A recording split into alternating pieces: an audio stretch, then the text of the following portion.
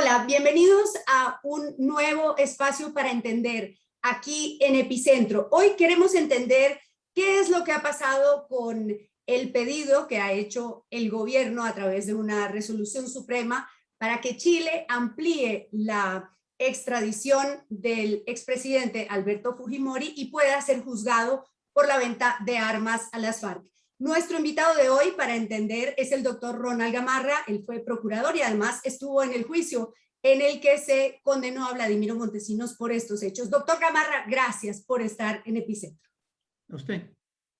Bueno, ¿qué es lo que ha pasado con esta resolución? ¿Por qué el gobierno pide que Chile amplíe la extradición de Alberto Fujimori por este episodio? Bueno, en el Perú hubo una primera investigación que derivó en un juicio oral y una sentencia condenatoria contra determinados personajes. El más nombrado es Vladimiro Montesinos Torres y algunos otros integrantes de la organización criminal que tuvo por fin el de suministrar armas a las Fuerzas Armadas Revolucionarias de Colombia, ¿no? Entonces, pero Alberto Fujimori no fue comprendido en ese juicio.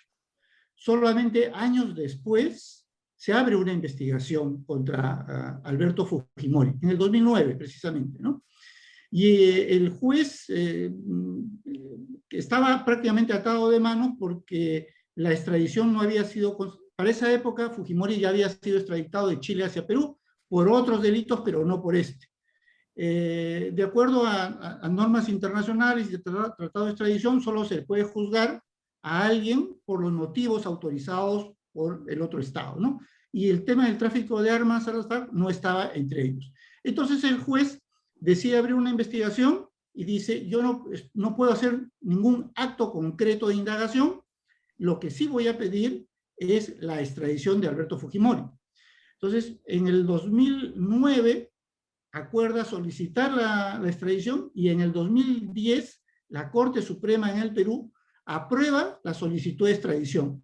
Del 2010 hasta el 2021, esa solicitud o esa aprobación de la solicitud estuvo en el Ministerio de Justicia sin que se autorizara, porque esta ya es una decisión política. La extradición tiene dos partes, una parte judicial administrativa y la segunda a cargo del Ministerio de Justicia, que es más política, ¿no? O sea, bueno, y finalmente ahora han decidido solicitar la ampliación de la extradición concedida por Chile en su momento para que autorice también a la justicia peruana a juzgar a Alberto Fujimori por este tema del tráfico de armas a las Fuerzas Armadas Revolucionarias de Colombia. En la primera reacción, el congresista Aguinaga ha dicho, esto es una venganza del gobierno contra Alberto Fujimori. Y usted me dice, bueno, es una decisión política. ¿Usted cree que sí hay una venganza al tomar la decisión de pedir la ampliación de la extradición? Bueno, a ver, esta es una decisión judicial que viene de hace mucho tiempo, ¿no? Que diversos gobiernos no tomaron la decisión política de asumir, ¿no? La patearon. Bueno, este gobierno, o sea, ha dicho, bueno, yo tengo aquí en el ministerio un documento de la Corte Suprema de hace 10 años y hay que darle trámite, ¿no? Y por supuesto que es una decisión política. Sí. Es una decisión política en el mejor sentido del término, ¿eh? O sea, porque toda solicitud de extradición finalmente en el Perú es una decisión política. Lo aprueba la Corte Suprema, pero aún aprobado por la Corte Suprema, el Poder Ejecutivo podría decir no, por razones políticas no accedo a solicitar la extradición. ¿Y Chile podría decir no? Chile podría decir que no, evidentemente, ¿no? Hay diversas formas de encarar la solicitud de extradición, ¿no? Algunos ven solamente las formas, que es lo correcto. Algunos otros países quieren resolver el fondo de la cuestión antes de autorizar o no la extradición solicitada, ¿no? Bueno, en el caso de Chile, Chile al final, digamos, nos concedió prácticamente todo lo que le pedimos en extradición respecto a Alberto Fujimori. Algunos temas menores no los concedió, pero ampliaron diarios Chicha, por ejemplo, ¿no? Sí, diarios Chicha lo autorizaron después de tiempo. Barrios Altos, La Cantuta, digamos, ¿no es cierto? los casos más importantes y por los cuales ha sido condenado ya Alberto Fujimori por la justicia peruana, ¿no? Entonces, no creo que haya dificultad en este tema.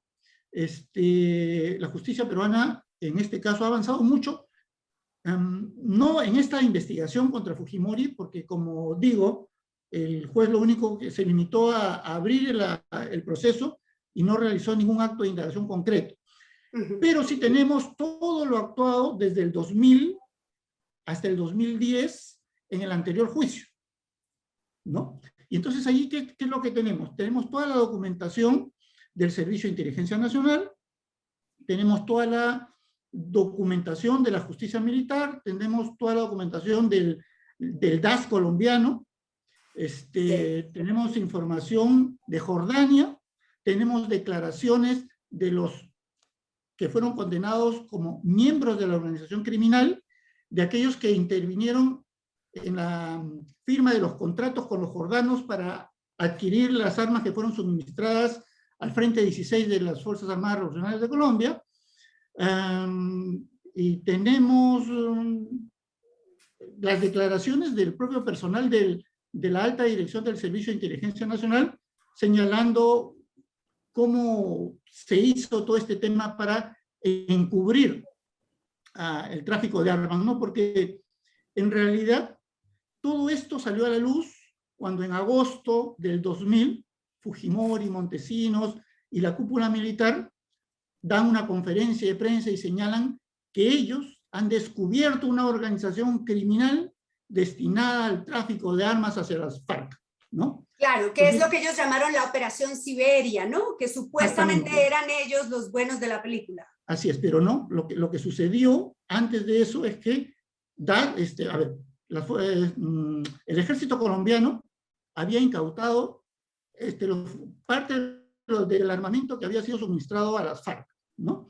Entonces, en las investigaciones que hizo el DAS, ¿no? Remitió oficios a la Interpol Perú y a Interpol Jordania, ¿no es cierto?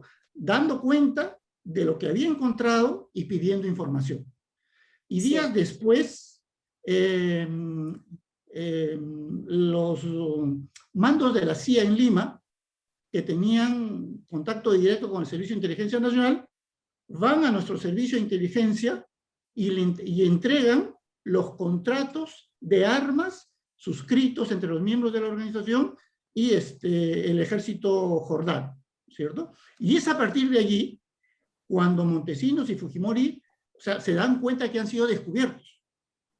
Y entonces ellos no admiten su responsabilidad, sino que entran, como decimos acá, en un trompo, en una vorágine tal, que ese mismo día ordenan que todo el personal del Servicio de Inteligencia formule directivas, notas de inteligencia, acuerdos, todo fraguado, para dar la idea de que sí existía un plan Siberia encaminado a determinar el tráfico de armas hacia las FARC, ¿no es cierto? Y luego ellos salen en la conferencia de prensa señalando que producto de una larga investigación de más de un año, es que ellos han logrado detener a los principales cabecillas de esta organización criminal, ¿no?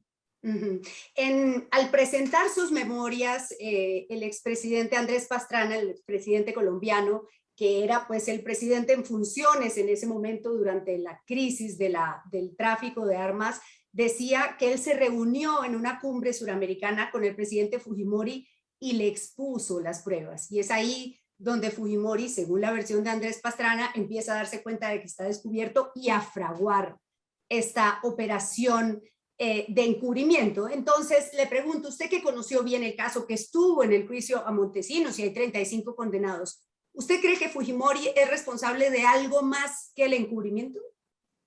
Bueno, sí, por supuesto. A ver, para empezar, la investigación actual contra Fujimori es por ser parte de una organización criminal y liderarla junto a Montesinos, ¿no es cierto?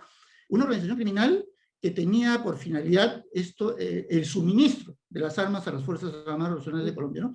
Ahora, respecto de eso también hay declaraciones de exmiembros de las FARC, ¿no? que señalan efectivamente que se encontraron con el personal que venía a nombre de Alberto, de Vladimiro Montesinos, ¿no es cierto?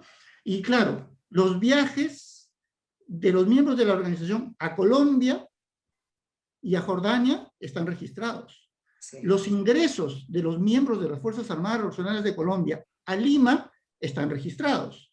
Los viajes de los miembros de las Fuerzas Armadas Revolucionarias de Colombia a Jordania también están señalados, ¿no es cierto? O sea, es decir, antes de cada viaje, gente de Lima viajaba a Colombia, gente de Colombia venía a Lima, y luego ambos o viajaban juntos o se encontraban en Jordania. Y después de las entregas, porque fueron, digamos, 4 entregas, ¿no? Entonces, luego de esas entregas, también, ¿no es cierto? La gente de Lima iba a Colombia a entrevistarse con miembros de las Fuerzas Armadas Revolucionarias de Colombia, o ellos venían a Lima. Eso está acreditado. Es una operación impresionante, compra de fusiles en Bielorrusia, con triangulación en Jordania, con implicación hasta del propio rey Hussein. Es fascinante la historia, pero ahora hay que actuar, tiene que actuar la justicia. Sí, por supuesto, pero y todo eso yo creo que una vez concedida la extradición va a estar relativamente fácil para este nuevo juez, ¿no es cierto? Porque, como repito, en la anterior investigación se avanzó y se avanzó bastante, ¿no? O sea, están las declaraciones de los intermediarios, están las declaraciones del propio traficante de armas, ¿no? Sogonalian, ¿no? Todo eso está registrado. Y en el Perú, como decía el propio Fujimori, nada se mueve sin que yo lo sepa, ¿no? Y eso sucedió en la época más dura del gobierno de Fujimori, donde tenía el control más férreo. Entre el 99 y el 2000, cuando termina de descubrirse todo. Gracias, doctor Ronald Gamarra, por ayudarnos a entender, para entender aquí en Epicentro. A usted, gracias.